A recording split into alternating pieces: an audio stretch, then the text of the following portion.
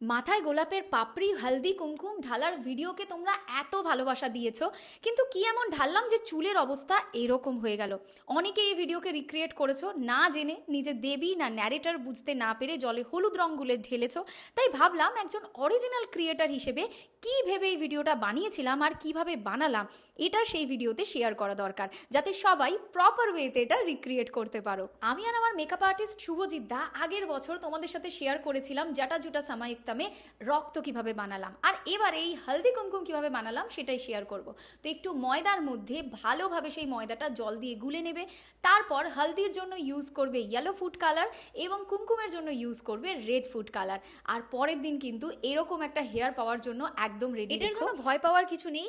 ভালোভাবে নারকেল তেল নিয়ে মাথার মধ্যে মাসাজ করে নেবে, 2 ঘন্টা রাখার পর ধীরে ধীরে কোম দিয়ে ছাড়িয়ে নেবে, যেটা ছাড়াতেও মোটামুটি 1 থেকে 2 ঘন্টা লাগবে। দেবীর ত্রিনয়ন নেই কেন? কারণ দক্ষিণ ভারতীয় স্টাইলে এই বছর আমরা দেবীকে রিপ্রেজেন্ট করেছি।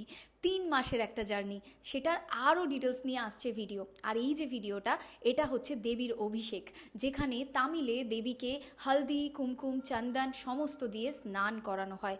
এই সমস্ত কিছু জেনে নেক্সট টাইম থেকে রিক্রিয়েট করলে আমাদের মাইথোলজি একটা অন্য মাত্রা পাবে। দেখা হচ্ছে তোমাদের সাথে নেক্সট ভিডিওতে 3 মাসের এই জার্নি নিয়ে। টাটা।